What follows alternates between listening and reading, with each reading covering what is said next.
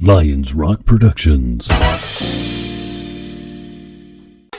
This is Jay Moore. This is Greg Cruz. This is Bryce Vine. This is Dexter from The Offspring. This is Nathan This East. is Sebastian Younger. This is Daryl Ames. This is Stuart Copeland. This is Mick Gillette. This is Andy Summers. This is Dr. Bob Greenberg. This is Gabby Reese. This is Rob Bell. Hey, this is John Leon Guerrero. Hey, and this is Pete A. Turner. Hi, I'm Dr. Christopher Endrinal, and you are listening to The Break It Down Show. And now, The Break It Down Show with John Leon Guerrero and Pete A. Turner.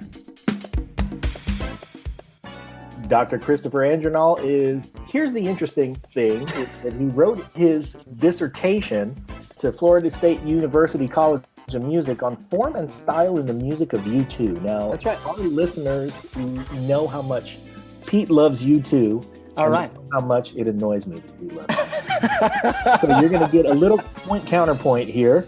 That's all right. That's cool. We're going to dive in. And then full disclosure, I had scheduled mashups and I wasn't going to be able to make this call, but I made it happen because I'm really excited to hear all about this, but I didn't read your dissertation. So That's all right. I could summarize it for you in as many sentences or as few sentences as you and your listeners need. So no worries. Terrific. No worries there.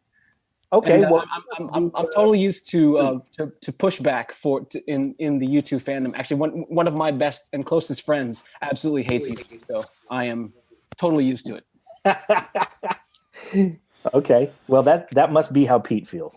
So, first of all, tell us about the inspiration to write your dissertation and how you went down what we have to imagine is a tremendous rabbit hole. Well, yes, rabbit hole is a good way of putting it. Actually, I started out my college career not as a music major. I started out as a biology pre-med major with a minor in music. But then taking some music theory classes for my minor got me really interested in music theory. And so I switched to music pre-med and biology minor. And then I eventually dropped the pre-med because I didn't want to be a medical doctor anymore. And I wanted to study and teach music. And then went to graduate school for music. When I entered my doctoral program, I was not exactly sure what I was going to write my dissertation on, but I had an inkling that it was going to be something on popular music. Initially, I was thinking about writing on alternative rock music because I was in high school during the alt rock explosion in the early 90s, and so those albums, were the get me through high school albums, and so I was contemplating those topics. But I was in a doctoral seminar class on form. U2 had just released their album How to Dismantle an Atomic Bomb the previous fall, and so that was fresh in my mind. And I wrote my final paper for that class on U2, and then that was really the seed of the dissertation. And I expanded that paper, and it turned into a full-blown career, actually. Not even just dissertation, but career. Wow. Yeah. Where did you grow up? I was born in Chicago, but I grew up in Houston, Texas. Okay. I went back to Chicago for college. I got my bachelor's degree at Loyola Chicago, and my master's degree at Northwestern, and then I got my PhD at Florida State. Seminoles, way to go. That's right, baby. And what did your folks think about your turn from a real job to the show is steeped in music if you haven't had a chance to look through. And we have Dr. Robert Greenberg is one of our very favorite guests and a dear friend of ours now because of how much we all love music together. And his family certainly, because he has a real doctor in his family, and then there's him. But he's got yeah, it's true. He's got, I don't know, John, how many, like 1,000 hours of recorded material on music at the highest level. I think he's probably the most recorded lecturer on the topic of what he calls literate, what some people call classical music, out there anywhere. But he has, his family, because his brother is an MD. They asked him, "Can you write a prescription?" And he said, "No." And he said, "Well, then, your brother's the real doctor." I will say, though, that PhDs existed before MDs. So PhDs are the real doctors. Medical doctors have taken the term doctor and run with it. I'm so glad that you said that. That is a piece that we're going to put that in our quiver and draw it forever. Because it stands for Doctor of Philosophy. That's what PhD is. And that existed, people have been thinking about thinking. and thinking about philosophy well before they knew as much as they do now. So about that predates Juris Doctorates as well. Absolutely, it does. And we don't call those guys doctors. We call those Socrates, guys assholes. Exactly. We try not to call them at all if we can avoid it. Yeah, right. But tell us let's go to through your course of study in music. First of all, what do you play? My primary instrument is piano, but my secondary instrument was voice. So I took voice and piano lessons. Okay, when you're a pianist, because you are in command of all of the registers at once, and because you are, some would say you possess 10 instruments at once, and you have to think of music globally more than anybody else. I'm a drummer. I'm going to show you something. See that? Nice. Which we all know means that I'm a frustrated piano player. Oh, and then the other adage is, you know what you call a guy who hangs out with musicians? The drummer. Yeah.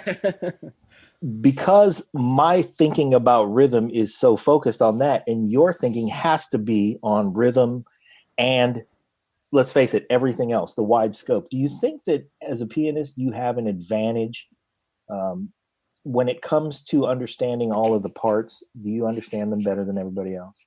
Instruments. Go ahead, say it.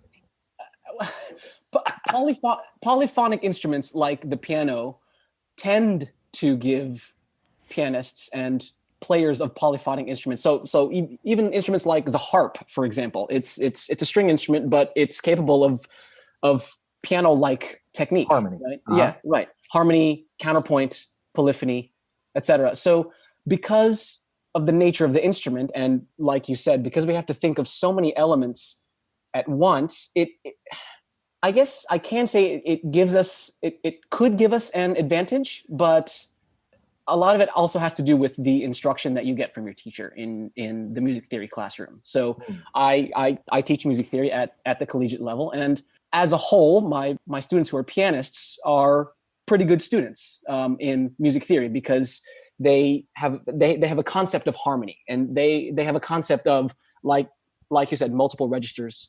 And they have to think of rhythm and different lines all at once. And so I guess the inherent nature of those instruments might give those instrumentalists an advantage, but I know, and I work with vocalists and single line instrument players who are just as musically inclined, if not more so than I. Are you familiar with the Dissect podcast? That rings a bell. I haven't. We have 3 kids. Well, this would be more up your lane. So we're about to do you a favor and introduce you to it. But there's a guy named Cole Kuchna. He's got a degree in music from Sacramento State, and he started by breaking down "To Pimp a Butterfly" by Kendrick Lamar, and then he went over and he did some of Kanye's work, and now he's doing Frank Ocean, and he dives in deep like you would expect. Yeah. The first season was just on To Pimp a Butterfly, and he went track by track every episode, and he would start with, here's what I think the song is about. Here's how the song was constructed. Here's why these samples work, and why these chord progressions in these samples make us feel a sense of, resolution. And I mean, he really went really deep on the work, and he did a spectacular job, and it's going to be a fun listen. So I'm going to encourage you to do that. But I'll check it out for sure. You were starting to tell us about your kids. You have 3 kids. I have 3 kids. I have a 5-year-old boy who just finished pre-K, and we have 2.5-year-old identical twin girls. Oh boy, you're busy. Sorry for taking up so much time. Yeah, so my podcast game is a little weak because for the past 5 years I've had my hands full. Well, let me ask you as a professor of music, if Cole Kuchna showed up in your class and said, "I'm going to get a degree in music. I am a musician, but cannot read music," have you run across someone who's tried to pull that off? Because that's exactly what he did at Sac State. Yes, where I teach, in the state of Florida, the premier music program, and I'm not just saying this because I am a Seminole, but the premier music program in the state of Florida is the Florida State College of Music, and so that's most everybody's number one choice if they want to go to a school of music in Florida.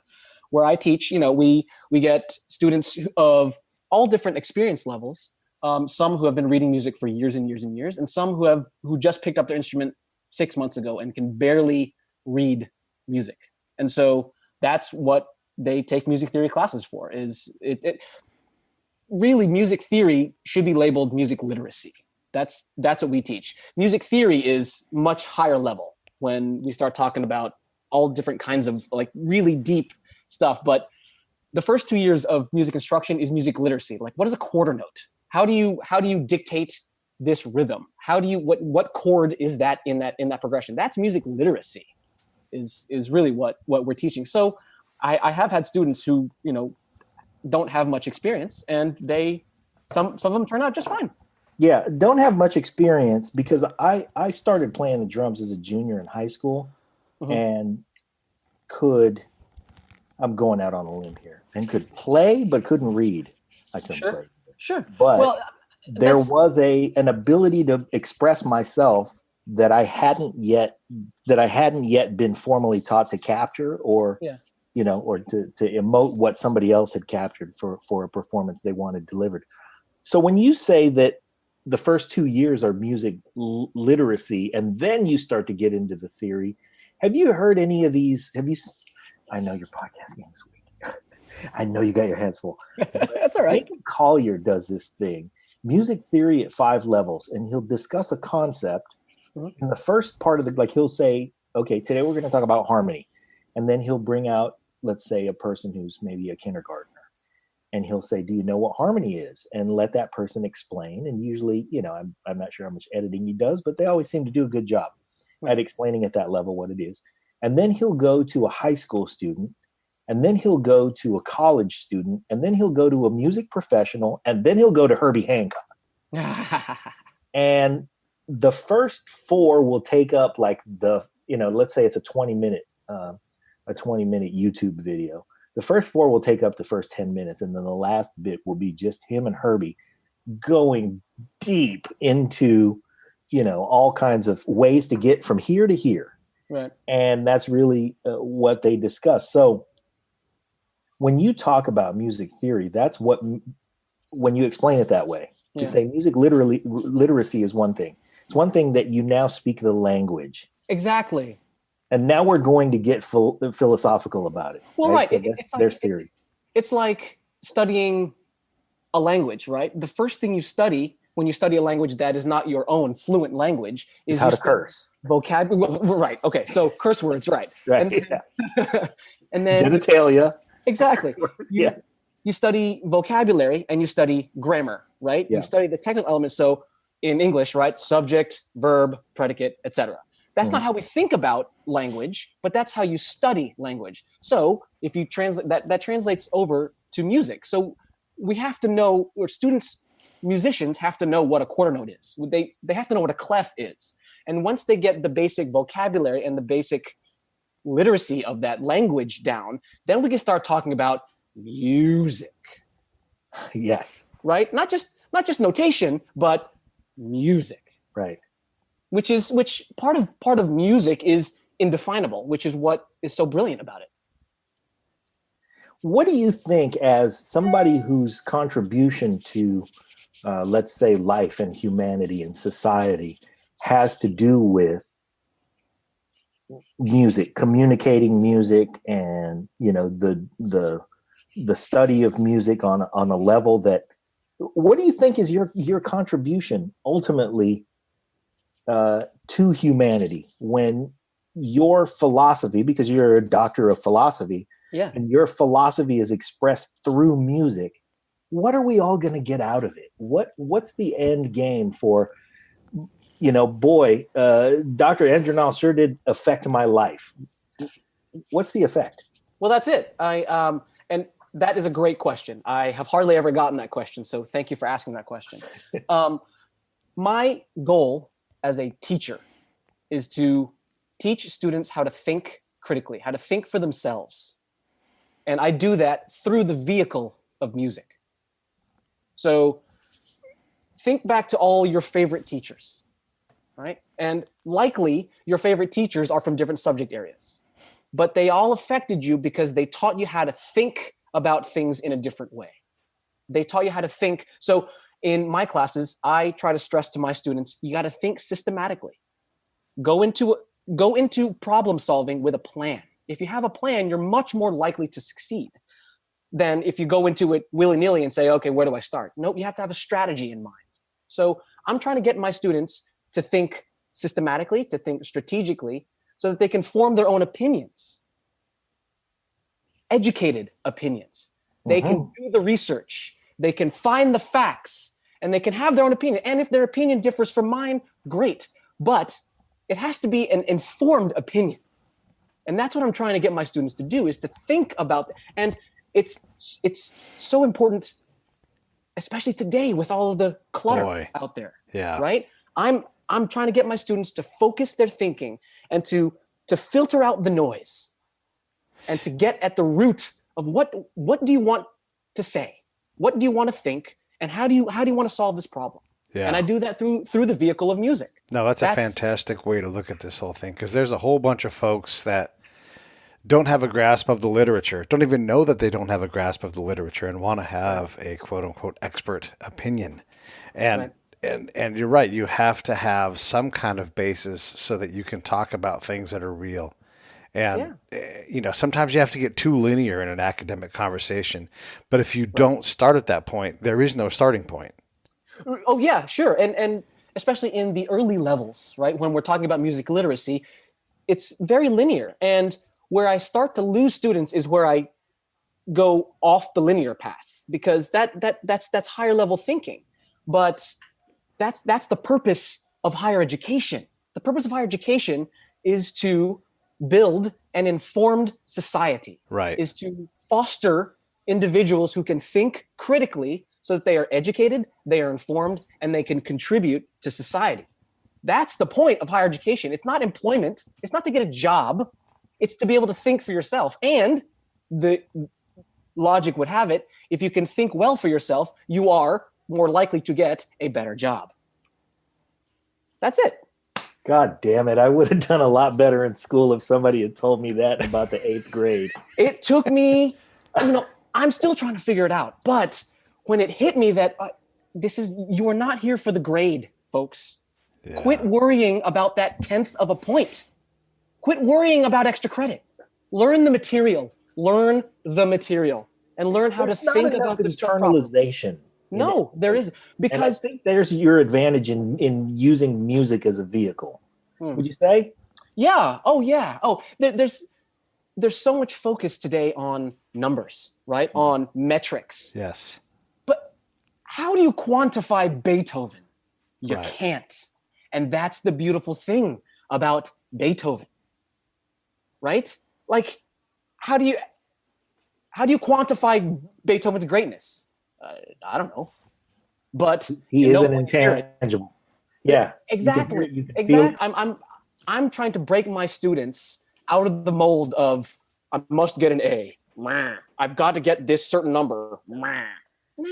Learn the material, learn how to think, and you will get something from this class. It may not be necessarily the grade you want, but you'll know how to think better for yourself, and that's why I'm here.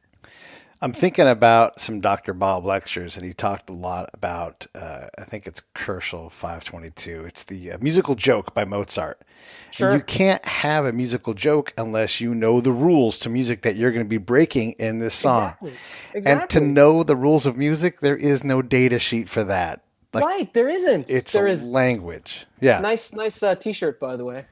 Oh, thank you. That's happenstance. Yeah, hey, I've got my boys here too. So. Yeah, John, you're not wearing your U2 shirt, which is actually, I'll tell you, Chris, that's pretty surprising because normally I just wear Break It Down show shirts, but today must have been the laundry day or something. So. Well, there you go. You were inspired. Yeah, I think Pete's trying to preserve that shirt by only breaking out at laundry day and special occasions. I feel you, Pete. I feel you. Now that you have this platform where you have found not only your vehicle for understanding the universe and for thinking critically and for putting things spatially in place in the world, and you're able to impart this wisdom on others, what made you choose U2? Ooh, man, I get this question often, and I love this question. I have always liked U2's music ever since I can remember, right? From the 80s when I first heard, I think the first song that I remember hearing of U2's was probably New Year's Day or maybe even Pride, somewhere in the early to mid 80s. And then Joshua Tree hit and I was like, wow, this is good, you know? And Achtung Baby was graduate high school. 96. Okay. So you were still in your ears were still still coming together. Yeah, well, and Achtung Baby, U2's 1991 album was one of my. This album got me through high school, right? We all have that list of 10 albums that, you know, that got us through those years, and Achtung Baby was that for me. And so I'd always liked U2's music, but it wasn't really until I was in graduate school and I wrote that paper on form that I started to scratch my head. I'm like, okay, I like their music. Actually, I really like their music. And then I started to analyze their music, and it was really interesting. And I was like, wow, it's actually really, really good. And so I wrote my dissertation, and I fell in love with their music. And a lot of that didn't happen first, or at least not consciously. You didn't love them first. You liked them just fine. You didn't love them first. You dug in, and then you developed the love. Right. I mean, I liked them a lot, but I didn't like them nearly as much as I do now. I think what is unique about that is I know a lot of my colleagues writing dissertations, writing music theory dissertations, get sick of the music that they're studying, you know, 6 months into their dissertation, because that's all you have to, like, writing a dissertation is so focused, right? And it's such a lonely island because you are the world's expert on this teeny tiny topic, right? And so I know a lot of my classmates got really sick of the music that they were listening to. I had the complete opposite reaction. I could not stop listening to U2. I couldn't, because I kept hearing new things. I kept finding new things, and I still keep hearing new things in songs that I thought I knew.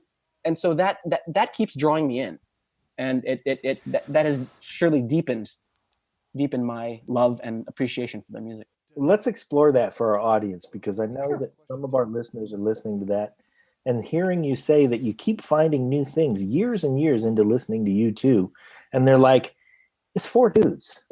Yeah. What do you keep finding?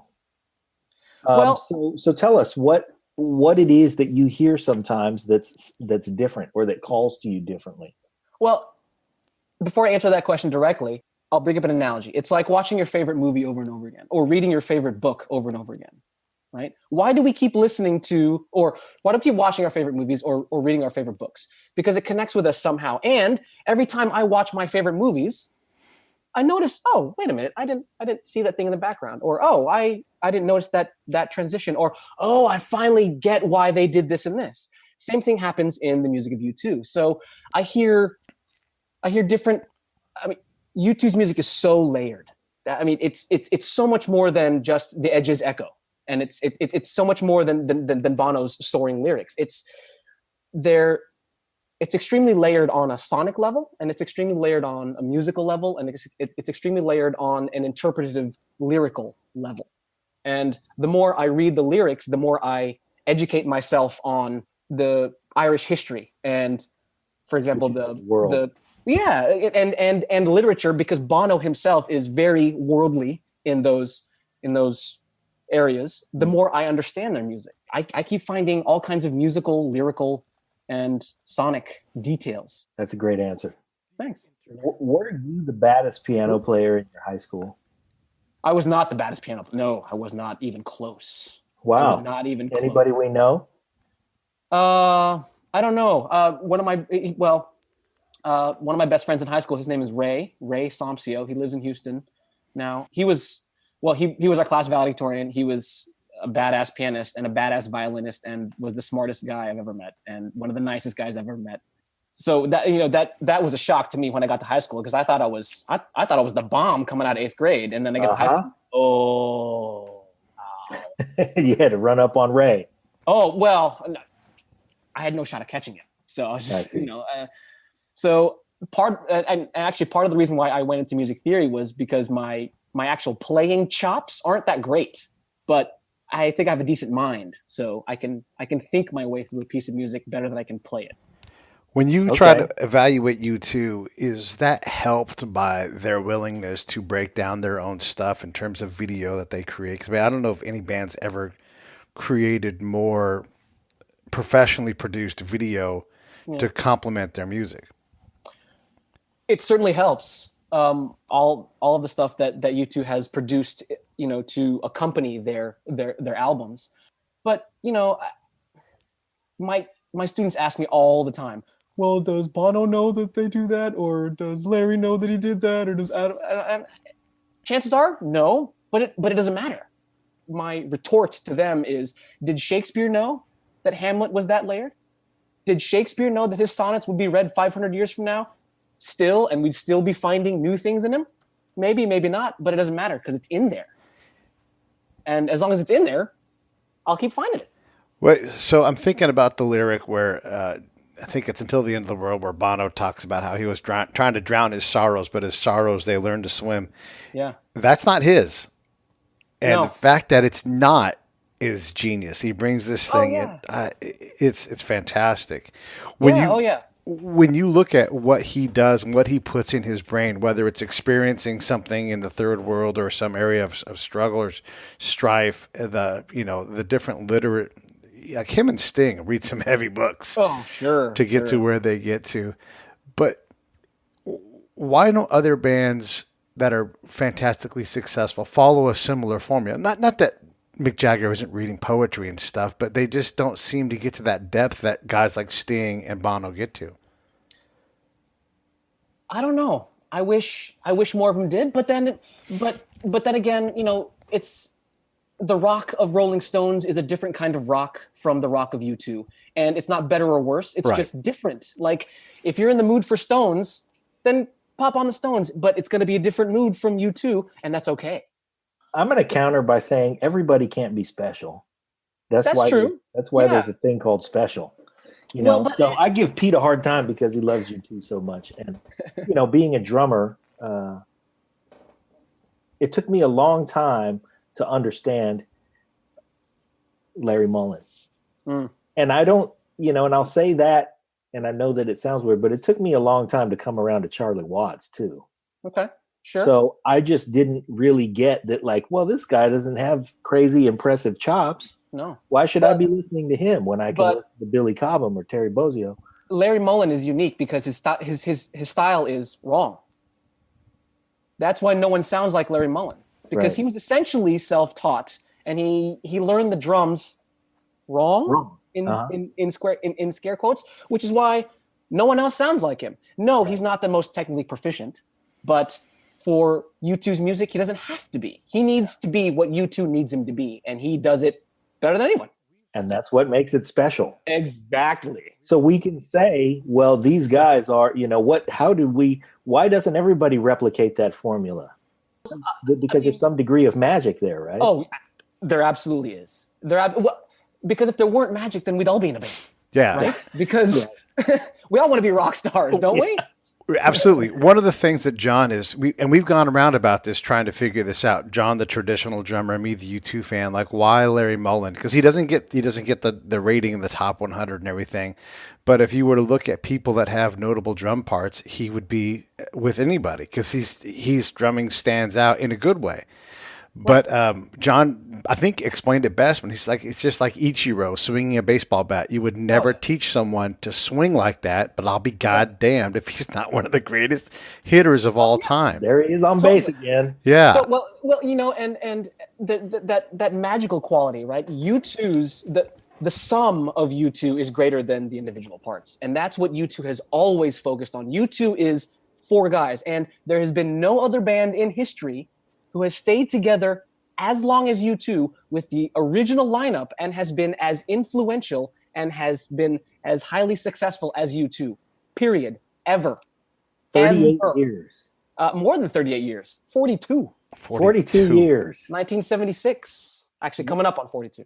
42 years of actual music making continual together. Growth. Yeah. Continual relevance. Right. They don't get stale. Exactly. They reinvent themselves And reinvent is one of those words that when you consciously do it, I mean, Madonna can reinvent herself and we go, oh, there she goes. There's Madonna. But U2 has done it in such a way that you can't even really call it deliberate reinvention. I would go back to the drawing board to the point where they go, okay, we're all going to wear Devo hats.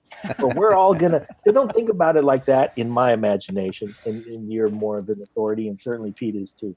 But to me, when you see them come back, you go, oh, well, Bono looks different, and they're all a little bit different, but not really.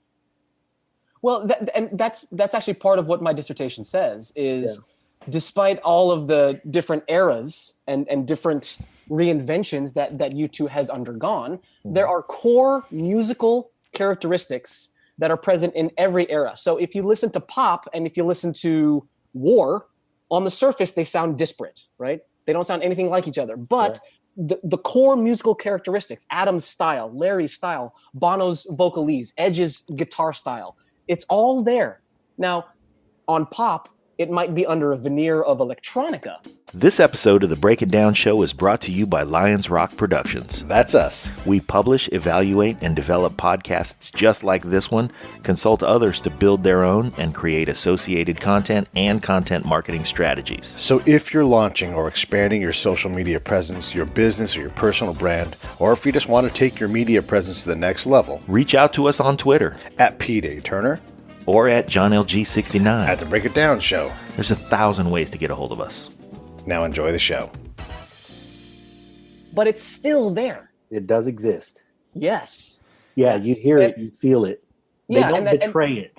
No, and that constant reinvention is one of the things that keeps me coming back to U2 because they are constantly reinventing themselves. I'm constantly looking for new things, and they are constantly giving us new things to look for.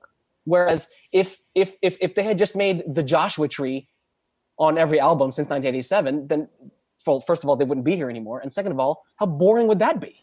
I mean, Joshua Tree is a wonderful album, but that's lightning in a bottle. It's wonderful because it stands alone. Yes. Well, for a lot of reasons. For a lot of reasons. I wanted to ask you this too, because when I look at U2, and I've always wanted to do basically what you've done with the dissertation, is to look at their body of work. You know, you get to Joshua Tree and they reach this new height, not just in popularity, but in sound. And you know, they were big music and they just elevated away from their peers and got to even a better space. And then they came back with Achtung Baby. And then as you look back at the Unforgettable Fire, at War, at Boy even, these albums instantly get raised up by their ability to constantly find new ways to get to new peaks. You start to realize, wait, there's more in Unforgettable Fire than I'm realizing, and that's a significantly better album. What are your thoughts on that? I absolutely agree. Actually, that's one of the reasons why I think Achtung Baby is one of the greatest albums of all time.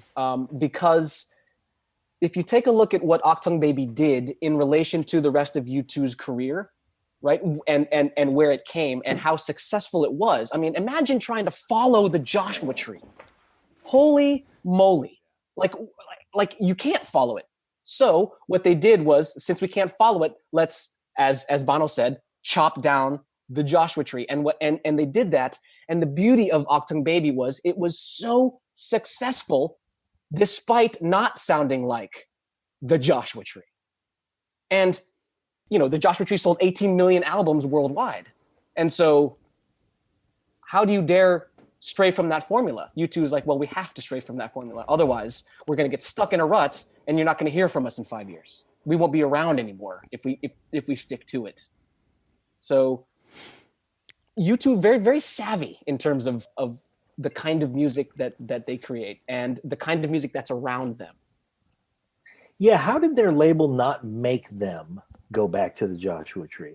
Well, because you can't tell a rock star what to do, especially coming off the Joshua Tree. You basically be like, all right, you got a diamond record now, you can do whatever you want.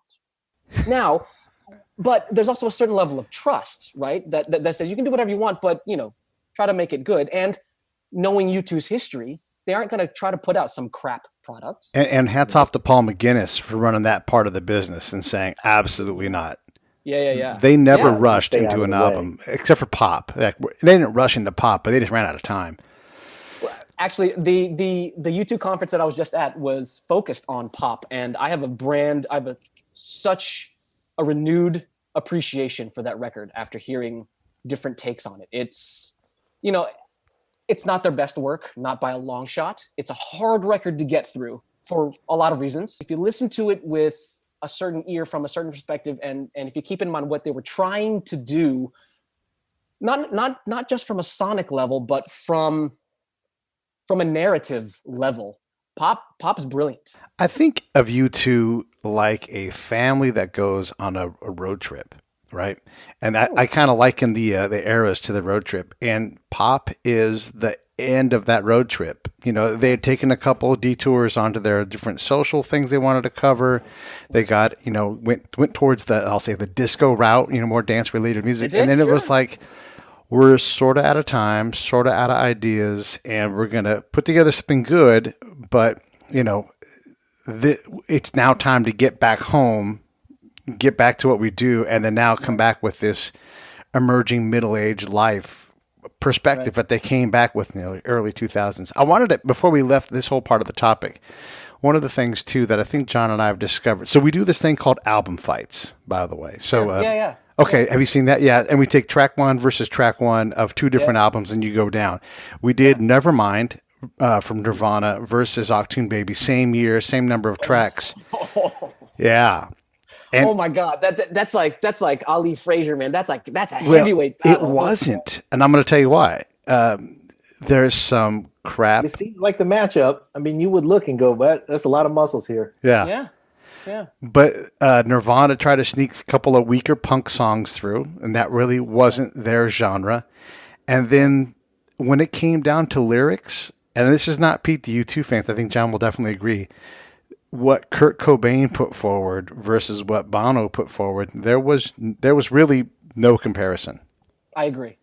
It goes back to your comment about literacy and the ability for somebody to have the tools. Right. To communicate an idea. Right. The toolbox was bigger. Yeah. The tools were more developed. Yes. And it allowed for concepts that were more complex. Right, but that also speaks to what made Nevermind so successful, was because it sounds so raw, and it is raw. Yeah. And that's its appeal, because you turn it on and the first thing you hear is and you're like, whoa. Yeah. Because in 1991, right, we had just come from the 80s, so we just come from Eurythmics, hair metal, and Depeche Mode, and in the rock and hair metal, where they're singing about chicks and getting laid and drugs, and this guy comes in and he's singing about teenage angst. You're like, holy shit. Yeah, he's taking drugs to stay sane. And it sounds like teenage angst. You're like, oh my God. But U2's Achtung Baby sounds raw, but and this is going to sound oxymoronic, but it's a raw, it's polished rawness. Well, right? Because, aren't the first notes from Achtung Baby? Oh yeah.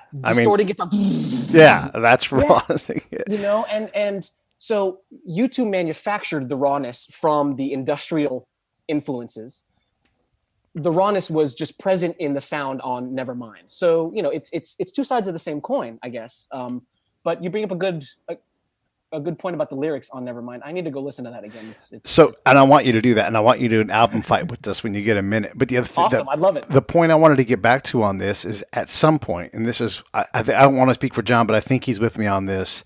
At some point, the impact of a Kurt Cobain, of a Robert Johnson, of anybody, Jimi Hendrix, they run out of the ability to evolve and compete, and they're living a lot on potential. Whereas a band like the Stones, a band like U2 that kept going and kept reinventing, John Bonham is the greatest drummer of all time. Maybe. I mean, if it's any song, anywhere, anytime, maybe. But don't guys like Omar Hakim, who John has taught me to appreciate a lot more, who can play any song, anywhere, anytime, and continue to evolve, aren't those guys eventually going to surpass the monolithic success of someone like John Bonham? Is that true, you think, for a band like U2, where, yes, the Beatles, are widely recognized as the greatest band of all time. But they toured 8 different countries. They put out 10 albums, 12 albums, whatever it was. And at some point, their relevance was 50 years ago. Well, that's the power of the Beatles, though, because the Beatles are still relevant today. I mean, if you talk to anybody in rock about their influences, the Beatles are on the list. I myself, and this is going to sound blasphemous, I appreciate the Beatles because I know their impact. And without the Beatles, we wouldn't have U2. I know that. Without the Beatles, we wouldn't have much of the rock we have today. I know that. But the Beatles are never my first choice. And I think primarily because it's the music. I didn't grow up listening to the Beatles. Right. But I know why cement didn't dry around the Beatles. Right. Exactly. But that doesn't mean that I can't appreciate them. Some of their songs I think are wonderfully I mean, Eleanor Rigby, I could listen to that song all day. I love that song. Again, what part of what makes U2 so special is the longevity, and the fact that not just that they've been around, because the Stones have been around forever, but the Stones haven't been influential in 20 years. The Stones haven't put out anything new or anything groundbreaking in a quarter century. Yeah, they are a nostalgia act. They are, and U2 tries sometimes too hard to not be a nostalgia act, which 4 men pushing 60 who are literally multi-millionaires, they don't have to do it. So why do they do it?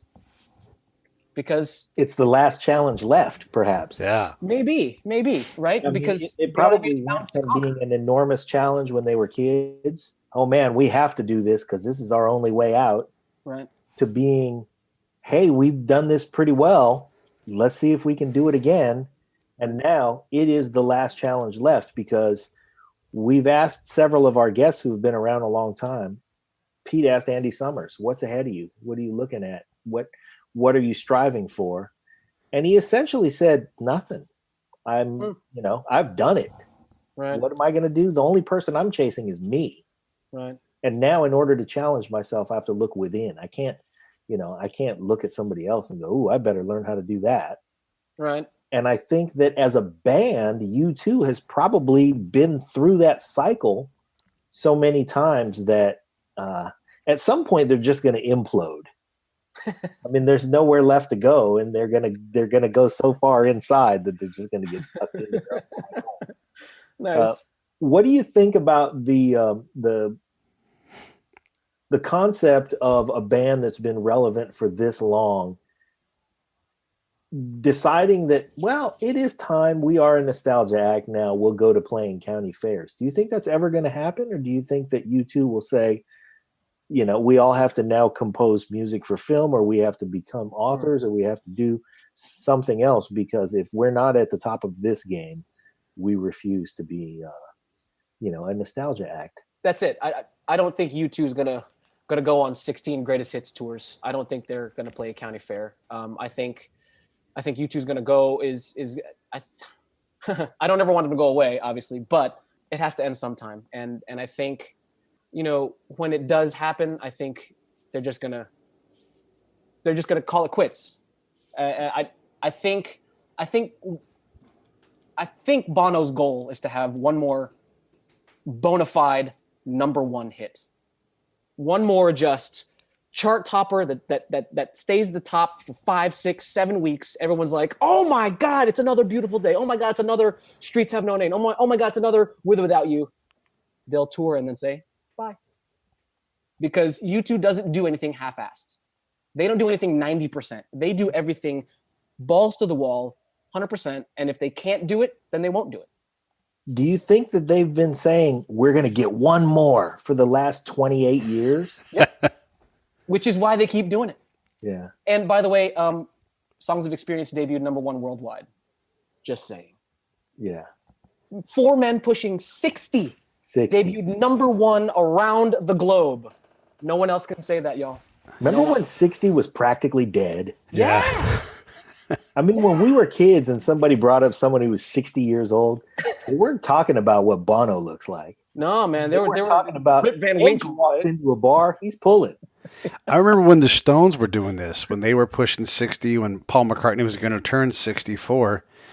And no one is saying that about They you look two. like you too. Yeah, they don't say that about them. We all know they're older, but we don't talk about them being grandparents. I don't know if anybody in you two is a grandparent yet, but that was the conversation about the Stones. Look at these guys up there at 60. They're so old and they're still rocking, and that's not the conversation at all about No, you I mean two. you go see a U2 show, and the first thing I think of is how is Bono still doing this?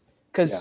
he moves around the stage like he's 30, like literally he's half his age, because he lets the material consume him so much that it's not Bono up there anymore. He becomes a vehicle. He's the vehicle for the idea, and that's what keeps U2 fresh, at least for me. I wanted to ask you a little bit. So one of the things that I think we figured out a little bit is that Larry Mullen plays the drums like Ichiro swings the bat. It's very unique, and you wouldn't change a thing about it because God damn it, he's always on first base. He's always in the game and always contributing, and doesn't need it. Kind of like Charlie Watts, doesn't need to be the star of the show. Let me sit back here and lay down this groove for you guys, and then ever. No one ever played the guitar like Edge before the Edge did, and that's such a rare thing to do, to be able to pick this thing up and see what kind of sounds can I make come out of this. Yeah. And just completely find a whole new universe of sounds. So that clearly is an incredible thing. And then Bono's ability to create emotion, to tell story. Like a long time ago, I gave up okay, if Bono says this is important, then I'm just going to go ahead and believe it. Like that, I can't do anything. Spoken like a true diehard. Yeah, well, I mean, Tom Hanks says something's important, then I have to believe it because he just has that power over me. So does Bono. Right. So do a number of people, but when he talks about Syria, I'm like, I pay attention. When he talks about equality of wages, I pay attention because I don't want to find out 20 years ago that I should have known, because I love what the guy writes about. So I just, this is important to me. He has that ability, and that's super rare in rock. But then what about Adam? What makes him special in the group? Because mostly he plays the big fat string on top of the bass and grooves off of that, and there ain't nothing wrong with that. But what makes him special with what he does in the band, do you think? Adam's playing has actually gotten really, much better the last decade. He is his playing is so much more soulful now than it was, I'd say, in the mid '90s. I mean, he did take a few lessons, but Who did he study with? I don't. Oh, the name escapes me. It was between tours where U2 had a little bit of downtime, and he would take a couple lessons. I think it was in New York City, but don't quote me on that one. But with Adam, it's like what the other three members bring, and Adam, what Adam brings to the band is not just his bass playing, but it's his personality. And U2 doesn't work unless it's all four guys, because U2 is much more than just their songs. U2 is, when they sit down and talk about an album aesthetic, when they sit down and talk about a tour, it's all four of them providing input. And if one of them doesn't like it, the other three have to convince the one who doesn't like it to hop on board. And if they can't, then they don't do it. So like Larry on the drums, Adam is not the most technically proficient bass player, but he definitely has his own style. And he's really come into his own the last decade, particularly on the last couple albums. I mean, his bass playing on No Line was pretty good, but on Songs of Innocence and particularly on Songs of Experience, he's grooving. And live, he's inserted some new riffs into old standards. His bass line on Where the Streets Have No Name live is much jazzier, if you will, much more soulful than the album version. Because the album version is just straight eighth notes with changes on the beat. There really is nothing special about that. But when you hear him play it live now, it's much different. It's much more musical. So these guys are still learning, and I love that about them too, because they will admit that they're not the most technically proficient, but they are always willing to learn something new, or at least to try something new, and it shows. I think that's what endears them to a lot of people. I think that's what allows a lot of folks to say, because to start off, their unorthodox methods make them approachable.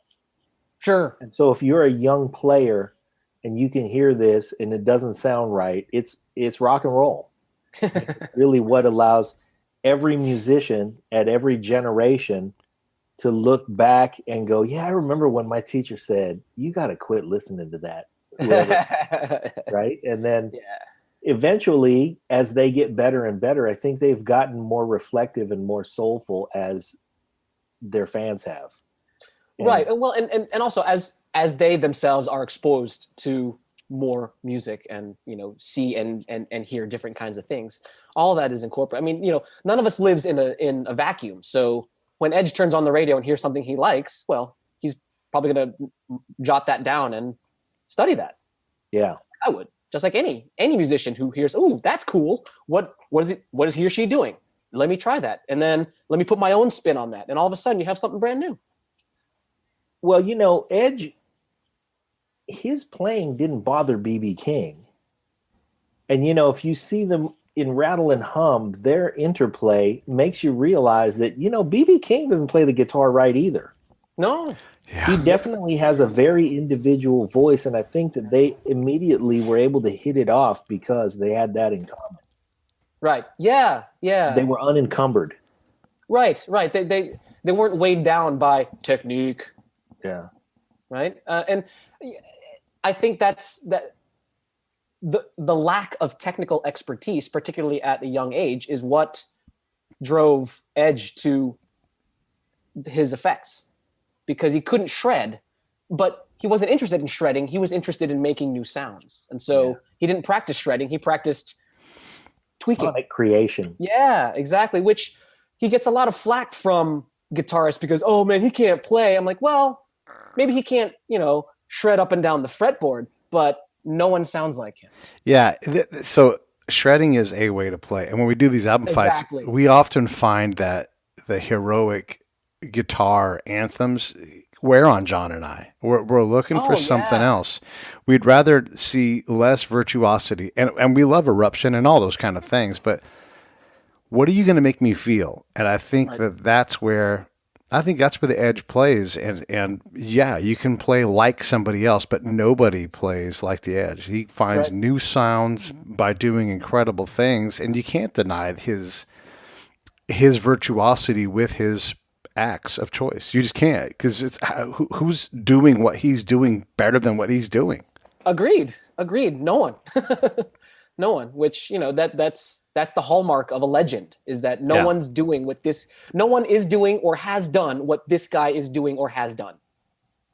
Like Hendrix. Has anyone played like Hendrix before or since? Nope. No. There it is. People have tried. Yeah. Of course, yeah. And some people you can definitely see the influence, and some people, I would argue, let's say Stevie Ray Vaughan, for instance, may have taken elements of Jimi Hendrix a little further. Sure. That his never trying to be Jimi Hendrix was what allowed him to grab hold of some of those elements and propel them. Well, right. I mean, because if you try to be Jimi Hendrix, you're going to fail. Sorry, you're just going to fail. I mean, you know, if you're trying to be Jimmy Page, guess what?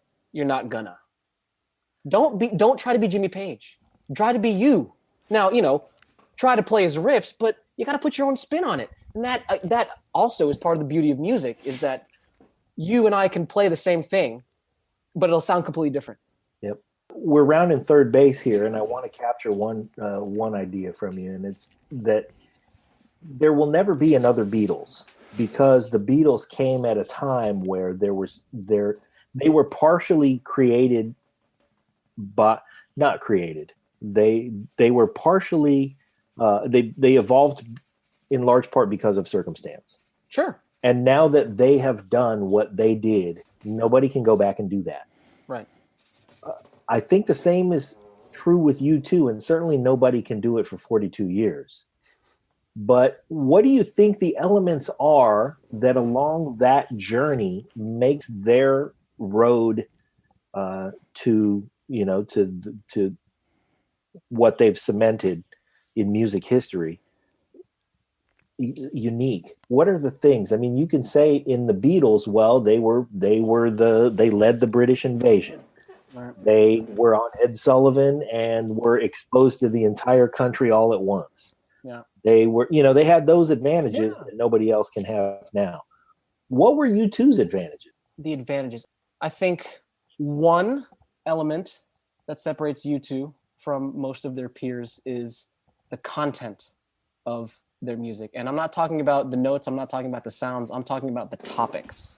U2 is political, period. They have always been political.